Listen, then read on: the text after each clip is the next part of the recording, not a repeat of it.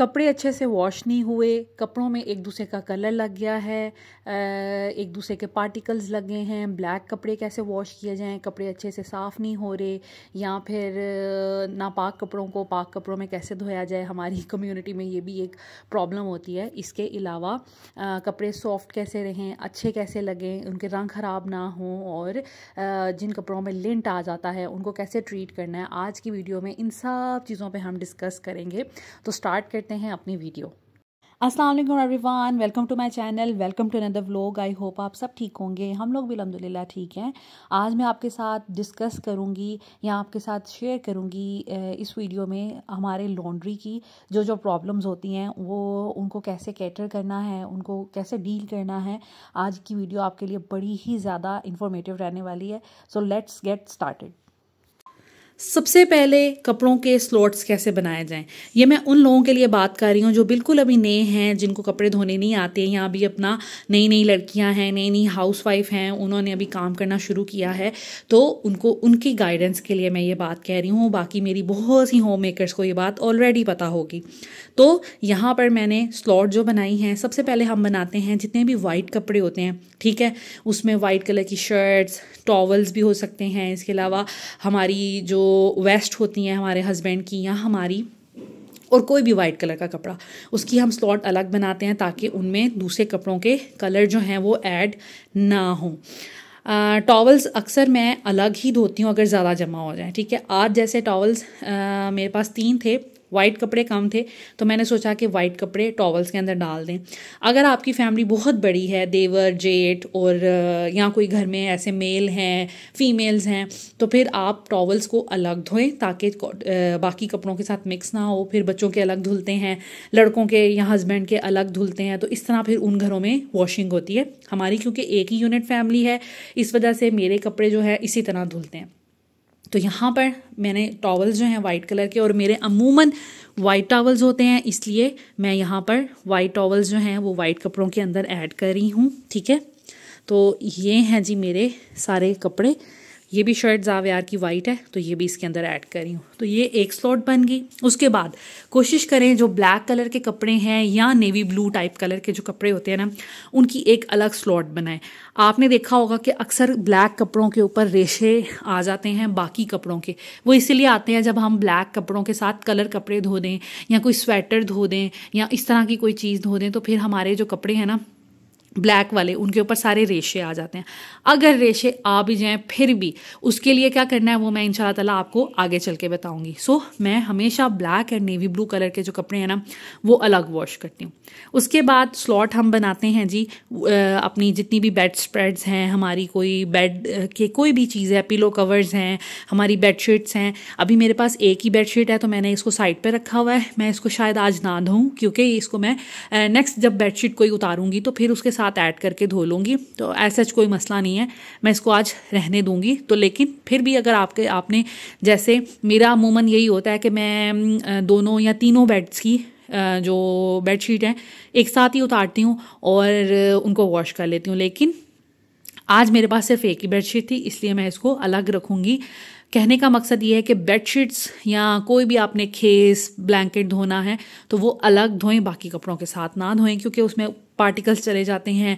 और बेडशीट क्योंकि आप हफ्ते बाद चेंज कर रहे होते हैं, 3-4 दिनों बाद चेंज कर रहे होते हैं, तो इसको अलग ही रहने दें। तो इस वजह से मैं इसको अलग रहने देती हूँ। उसके बाद आ जाते हैं जी हम कलर कपड़ों पे। ये सारे लाइट कलर्स के कपड़े हैं, ठीक है, जो हम यूज़ कर रहे होते हैं। तो ये मैं अलग लॉट इनका बनाती हूँ ताकि ये फिर इनमें मुझे पता होता है कि किसी कपड़े का दूसरे कपड़े के साथ कलर वगैरह नहीं जाएगा। दैट्स वाई मैं इनको अलग एक स्लॉट बना लेती हूँ।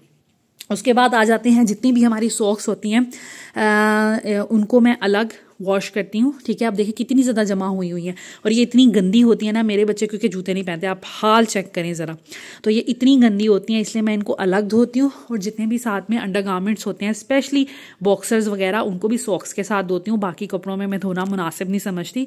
तो ये जो है ना, ये मैंने अलग एक स्लॉट बना दी है। इनमें थोड़ा सा पानी सर्फ डलेगा, कलर ब्लीच समटाइम्स डाल लेती हूँ, समटाइम्स इसको वैसे भिगोए रखती हूँ थोड़ी देर, आधा 1 घंटा, और ये कि फिर उसके बाद मशीन ऑन करती हूँ, तो फिर ये कि अच्छे से साफ़ हो जाती हैं। उसके बाद अक्सर हम देखते हैं कि हमारी पैंट्स के ना बटन जो है ना वो वॉशिंग मशीन में बहुत ज़्यादा शोर कर रहे होते हैं, या फिर वो टूट जाते हैं। वो इसलिए टूट जाते हैं, जब वॉशिंग मशीन में वो बाकी कपड़ों के साथ मिलते हैं तो बटन जो हैं वो नाजुक हो जाते हैं, उनका धागा नाजुक हो जाता है और वो टूट जाते हैं। तो जब भी लॉन्ड्री करें कोशिश करें कि बटन सारी पैंट्स के, चाहे वो आपके हस्बैंड की पैंट्स हैं, बेटों की, बच्चों की, किसी की भी पैंट्स हैं, उनको आप बंद कर लें। ज़िप चाहे बंद करें या ना करें, लेकिन बटन को बंद कर लेने से ये कभी भी नहीं टूटेंगे। उसके बाद अगर आपके घर में बच्चे हैं तो कोशिश करें कि बच्चों के कपड़ों को हमेशा सीधा करके धोएं, क्योंकि उन्होंने स्टेन्स लगाए होते हैं। जैसे यहाँ पर कितने ज़्यादा स्टेन्स, शायद जाविया ने जूस पिया था वो गिरा है, तो ये फिर तभी अच्छे से वॉश होंगे जब कपड़े सीधे होंगे। उसके बाद जैसे आजकल सर्दियां हैं, सर्दियों में इस तरह के स्वेटर्स हमारे कपड़ों में धोने होते ही हैं। कोशिश करें कि स्वेटर्स को हाथ से धोएं, लेकिन ये बच्चों के स्वेटर्स हैं और ये मशीन में धुलने से ख़राब नहीं होते, ये वो स्वेटर्स हैं। तो इनको मैं मशीन में डाल देती हूँ और कलर को आपने सेग्रीगेट कर लेना है, लाइट कलर्स को लाइट कलर के साथ, डार्क कलर को डार्क कलर के साथ। लेकिन अगर आपके कुछ और इस तरह के स्वेटर्स हैं जिनके लिंट आ जाता है जिनके ऊपर, या वो बड़े डेलिकेट हैं, जैसे आपके स्वेटर्स हैं, बच्चों की क्योंकि कपड़े जो है ना वो ज़्यादा मैले होते हैं इसलिए मशीन में ही साफ़ होते हैं। लेकिन आपके अगर स्वेटर्स ऐसे हैं जो आपने धोने हैं तो कोशिश करें कि उसको हमेशा आप हैंड वॉश ही करें। जैसे ये स्वेटर है, ये अभी मैंने वॉश नहीं किया, ये मैंने नया लिया था और इसके ऊपर लिंट आ गया है क्योंकि मैं इसको पहन के सोई हूँ और बड़ा मैंने फैसलाबाद और लाहौर में रफ एंड टफ इसको यूज़ किया है। इसके ऊपर लिंट आ गया है, इसको कैसे हमने डील करना है ये मैं आपको आगे चल के बताऊँगी। लेकिन जहाँ तक धोने की बात है तो इसको आप हैंड वॉश ही करें ताकि आपका जो स्वेटर है ना ये मज़ीद ख़राब ना हो। उसके बाद मशीन में आपने कपड़े डाल लेने हैं। तो यहाँ पर मैं कुछ टिप्स आपके साथ शेयर करूँगी। मशीन में जब भी कपड़े डालें कोशिश करें कि पानी जो है ना वो ज़्यादा रखें आप, ठीक है। खुला पानी डालेंगे मशीन में तो ही आपके कपड़े अच्छे से वॉश होंगे। स्लॉट्स तो आपने पहले बना ली हैं, अब बस पानी का आपने ख्याल करना है कि पानी जो है ना वो अच्छा डले आपका। उसके बाद आ जाती है डिटर्जेंट की बारी। अब देखें, अगर आप कपड़ों में अच्छे से डिटर्जेंट नहीं डालेंगे तो कभी भी आपके कपड़े साफ़ नहीं वॉश होंगे। इसके लिए आपको डिटर्जेंट अच्छी क्वांटिटी में डालना होता है। मैं क्या करती हूँ, मैं एक सस्ता सा डिटर्जेंट लेती हूँ लेकिन वो अच्छा है, जैसे बोनस हो गया या फिर सनलाइट हो गया, इस किस्म के, ठीक है। आप महंगा वाला बहुत ज़्यादा सर्फ ना लें। महंगा वाला भी उसका ये सोल्यूशन है कि वो कम डलता है क्वांटिटी में, लेकिन वो धो अच्छे से देता है और उससे फ्रेगरेंस भी अच्छी आती है। तो आप महंगा वाला ले लें, कम डाल लें, या फिर सस्ता वाला ले लें और ज़्यादा डाल लें, लेकिन अच्छी क्वांटिटी में डालें ताकि कपड़े अच्छे से साफ़ हों, उनकी स्मेल, उनमें जरासीम और उनमें स्टेन्स जो हैं वो अच्छे से क्लियर होने चाहिए।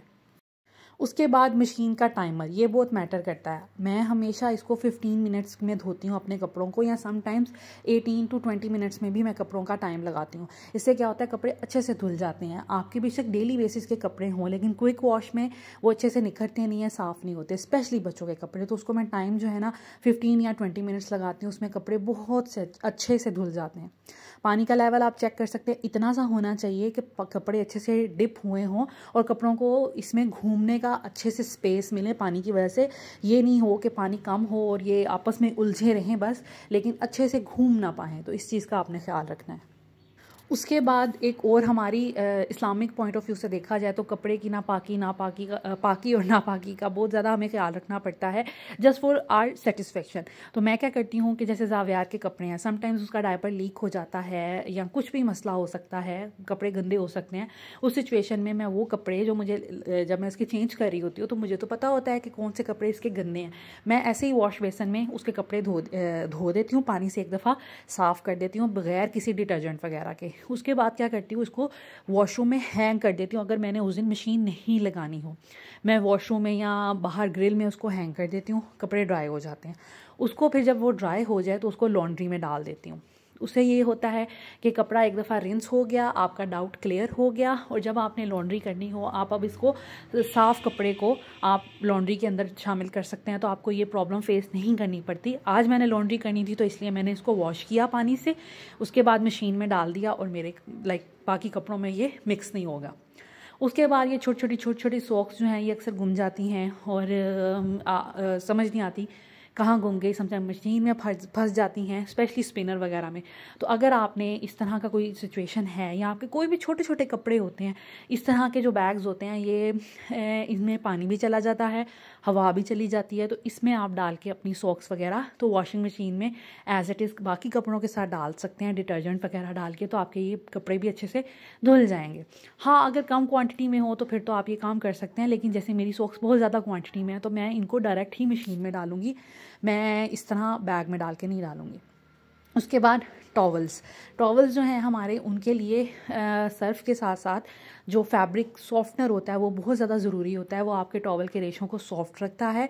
मैं अपनी अक्सर बेडिंग और टॉवल जब वॉश करती हूँ तो कोशिश करती हूँ कि मैं अपने इन कपड़ों में इस तरह फैब्रिक सॉफ्टनर डाल दूँ, उससे बहुत ही ज़बरदस्त टॉवल हो जाते हैं सॉफ्ट, और खुशबू जो उनसे आ रही होती है वो एक अलग ही चीज़ होती है, तो बहुत ज़्यादा अच्छे साफ़ हो जाते हैं। तो आप ये भी कर सकते हैं, लेकिन ये टोटली ऑप्शनल है। अगर आप बजट को एक फॉलो कर रहे हैं तो फिर बेशक ये ना करें, सिर्फ डिटर्जेंट से ही काम चल जाएगा। उसके बाद इस तरह का स्टैंड जो है ना, ये तो मैं कहती हूँ हर घर की ज़रूरत है, ये हर घर में होना चाहिए, क्योंकि समटाइम्स छोटे छोटे कपड़े जो है ना वो गुम जाते हैं।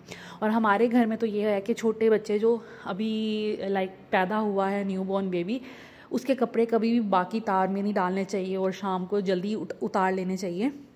उस सिचुएशन में मैंने ये स्टैंड लेके रखा हुआ है ईज़ा के टाइम का। मैं ईज़ा के छोटे छोटे सारे कपड़े इस पर डालती थी, और अब बच्चों के बाकी जितने भी छोटे छोटे चीज़ें होती हैं ना वो इसके अंदर प्रेफर करती हूँ। इसके अलावा अगर लॉन्ड्री कम है, सिर्फ वाइट कपड़े हैं, तो वो भी इसमें डाल लेती हूँ, फिर ये कि ये गंदे नहीं होते।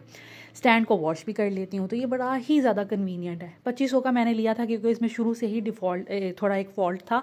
इसका एक जो रॉड थी वो थोड़ी सी उसमें डेंट था, दैट्स वाई वो मुझे थोड़ा सस्ता मिला। अदरवाइज़ ये 3000-4000 की रेंज में आते हैं, जो कि मेरा ख्याल है इस तरह की इन्वेस्टमेंट कर लेनी चाहिए, और आपका काम जो है ना बड़ा सही हो जाता है। और छोटे छोटे आपके कितने कपड़े आ जाते हैं, जैसे आजकल सर्दियां हैं, सर्दियों में समटाइम्स धूप नहीं निकलती, तो उस सिचुएशन में आप क्या कर सकते हैं, इसको कमरे में रख सकते हैं, हीटर के करीब रख सकते हैं, कपड़े खुश्क भी हो जाएंगे, गीले भी नहीं होंगे, धुंध और बारिश से भी बचे रहेंगे।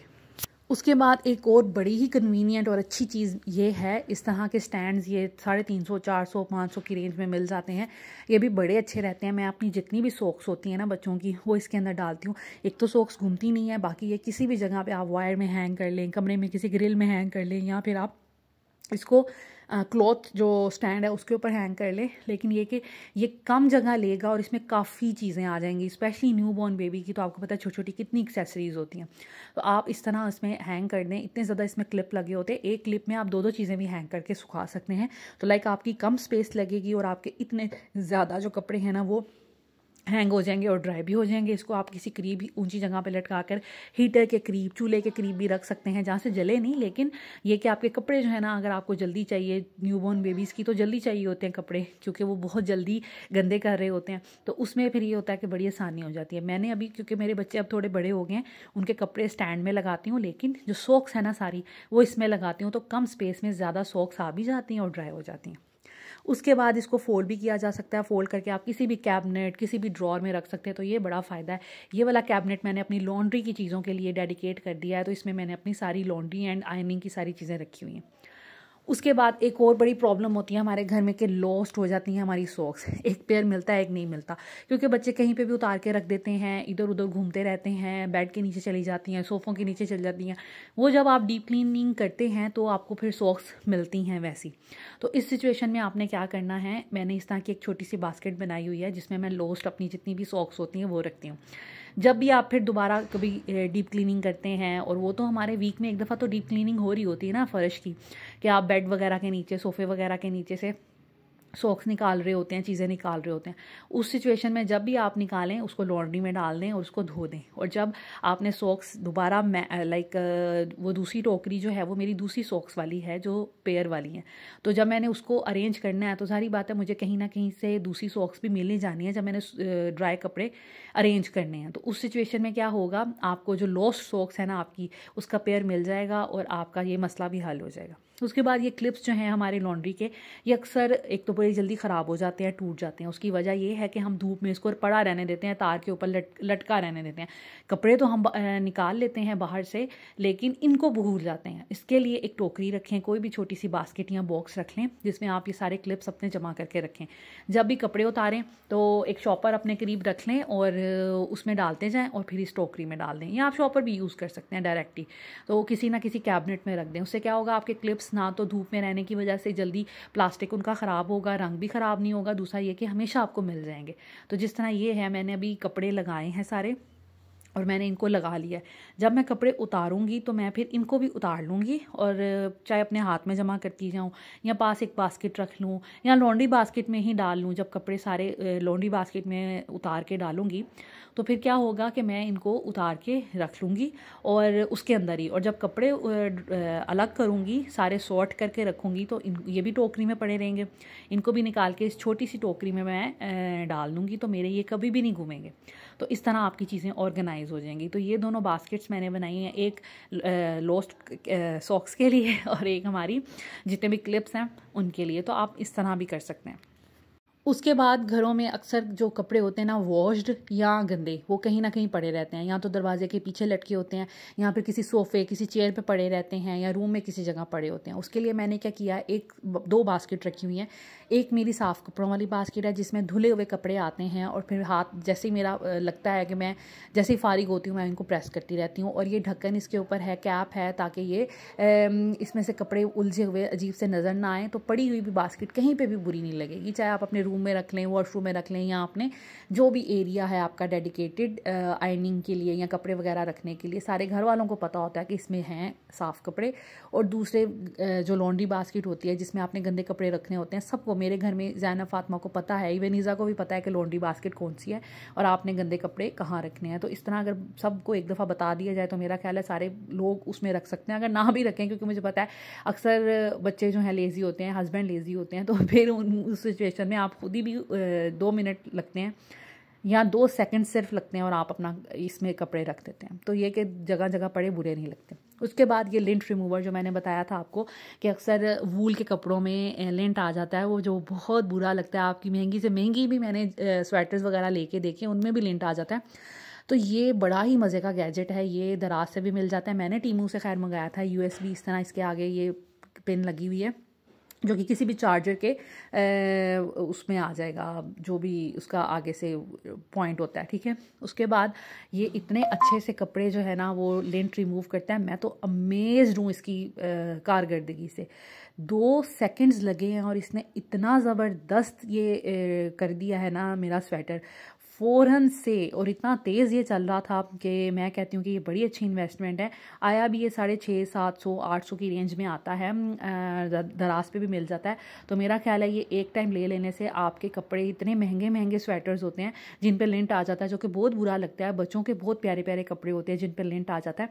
मेरा ख्याल है कि ये एक दफ़ा ले लेने से, और कोई टाइम भी नहीं इसमें रिक्वायर्ड, बहुत चंद मिनटों में ये पूरी लिंट जो है ना रिमूव कर देता है। तो मेरी तरफ से ये 110% रिकमेंडेड है। मैंने टीमू से मंगवाया था, आप दराज से भी मंगवा सकते हैं। ये देखें 2 मिनट में इसने सारी लिंट रिमूव कर दी। मैं तो हैरान रह गई, और इतना अच्छा दोबारा से स्वेटर हो गया। तो ये एक साइड मैंने किया, दूसरी साइड मैंने नहीं किया, आपको दिखाने के लिए कि ये फ़र्क है, और आपके सामने मैंने किया, 2 मिनट लगे हैं। और अब मैं आपको दिखाती हूँ कि इसके अंदर कैसे लिंट, ये देखें कितनी ज़्यादा लिंट इसके अंदर फंस गई है। ये इसका समझ लें इसमें सारी लिंट कैच होती है। आप इसको उतार के तो फिर इसको साफ़ करके दोबारा इसको लगा सकते हैं जब ये भर जाए, ठीक है। तो मैं बड़ी इंप्रेस हूँ इससे। उसके बाद लिंट आप अपनी टेप से भी उतार सकते हैं। ये एक ईजी सा हैक है कि आप इस तरह कोई भी अच्छी सी टेप लें। ये इतनी अच्छी नहीं थी जिससे सारी चीज़ें कैच हो पाएँ। और इसके अलावा ये कि चौड़ी थोड़ी टेप लें ताकि आपका काम आसान हो जाए। तो उससे भी आप इस तरह करके लिंट को थोड़ा बहुत कैच कर सकते हैं। लेकिन ये मेरी तरफ से बस 50% ही रिकमेंडेड है। इसमें टाइम भी बहुत रिक्वायर्ड है, और हो सकता है कि इससे लिंट अच्छे से रिमूव ना हो। उसके बाद एक ये रेज़र वाला तरीका है जो कि मेरी अम्मी यूज़ किया करती थी। ये रेज़र से बहुत अच्छा लिंट जो है ना ये भी रिमूव होता है, और ये भी चंद मिनटों का काम है, क्योंकि इसके ऊपर भी ब्लेड लगा होता है, जारी बात है। तो ये देखें कितनी ज़्यादा लिंट उतर गई। लेकिन ये थोड़ा हार्मफुल हो सकता है, इसलिए कि इसके रेशे ना ख़राब हो जाएँ, डिस्टर्ब ना हो जाएँ रेशे कपड़ों के। तो आप देख कर कीजिएगा। उसके बाद अक्सर हम देखते हैं कि जो मोटे कपड़े होते हैं, वूल के कपड़े होते हैं, स्वीड होता है, वो ना चीज़ें, या फ्लीस का कपड़ा होता है, वो चीज़ें इस तरह कैच कर लेता है वॉशिंग के दौरान। तो उसके लिए आपने क्या करना है, मेरे पास अभी कोई ऐसा कपड़ा नहीं था जिस पे बहुत ज़्यादा कैच की हों, जिसने पार्टिकल्स बाकी कपड़ों के, तो इसलिए मैं सॉरी आपको इतना अच्छा डेमो नहीं दे पाऊँगी। लेकिन ये ब्रश जो है ना, ये बड़ी अच्छी चीज़ है, आप करके देखिएगा। ये भी 300-400 रुपये का दराज से मिल जाता है। इससे भी बहुत अच्छा कपड़ा साफ़ हो जाता है। स्पेशली हमारे हस्बैंड के जो कोट होते हैं, अब्बू के कोट होते हैं, उन पे अक्सर क्योंकि वो वूल के होते हैं तो उस पर बाल या ऐसी चीज़ें फंस जाती हैं जो कि बहुत बुरी लग रही होती हैं। तो इससे आप साफ़ कर सकते हैं। अगर ये नहीं है, कोई मसला नहीं है, आप इस तरह का कोई ब्रश लें कपड़े धोने वाला, ये हर घर में मौजूद होता है। इससे आप एक लाइक डाउनवर्ड आपने इसको साफ़ करना है, एक ही डायरेक्शन में, तो आपका ये भी साफ़ हो जाएगा। तो आप दोनों में से कोई भी ले सकते हैं। उसके बाद एक ये जो हैंगर्स हैं ना, ये बहुत बुरे लगते हैं, कहीं पे भी पड़े होते हैं, कभी किधर पड़े हैं, कभी किधर पड़े हैं, तो ये बहुत बुरे लगते हैं।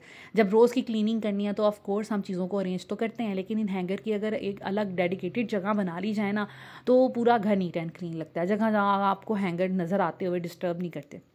आपने क्या करना है, ये एक डोरी लेनी है, ये आपके घर में अक्सर होती है, बच्चों के ट्राउजर्स वगैरह से निकल जाती है, कोई पुरानी लेसेस हो या इस तरह की कोई चीज़ हो, उससे आपने क्या करना है, या कोई कपड़ा ही ले लें, उससे आप इस तरह हैंगर्स जो है ना बांध दें। अब ये बड़े हैंगर्स मैंने एक जगह बांध दिए हैं, छोटे हैंगर्स मैंने एक जगह बांध दिए हैं। अब ये जगह जगह बिखरे हुए या किसी भी शॉपर में पड़े हुए या एक दूसरे के अंदर अटकेंगे नहीं और आपको सीधे सीधे बड़े सही लगेंगे।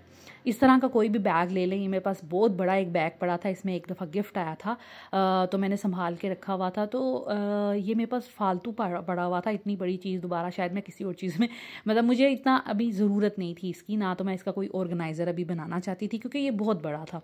इस वजह से मैंने जितने भी हैंगर्स हैं ना, इसमें डाल के रख दिए हैं। हाँ, अगर मुझे चाहिए होगा तो मैं फ्यूचर में इसको यूज़ कर सकती हूँ, क्योंकि मैंने इस बैग को डी शेप नहीं होने दिया, ख़राब नहीं होने दिया। लेकिन अभी फ़िलहाल सारे हैंगर्स मैं इसके अंदर डाल दूँगी। जो छोटे हैंगर आपको नज़र आ रहे हैं बच्चों के, वो उनमें बांधने के लिए कोई चीज़ नहीं है, इसलिए मैं उनको एज़ इट इज़ रख रही हूँ। ये मेरी मदर इन लॉ की टिप है जो कि मैं भी फॉलो करती हूँ। तो बस आपने क्या करना है कि कोई घर का कैबिनेट, कोई कबर्ड जिसके ऊपर कपड़े हों, हस्बैंड की शर्ट्स हों, नीचे आप एक साइड पर करके रख सकते हैं। ये ज़्यादा जगह नहीं आपकी लेगा।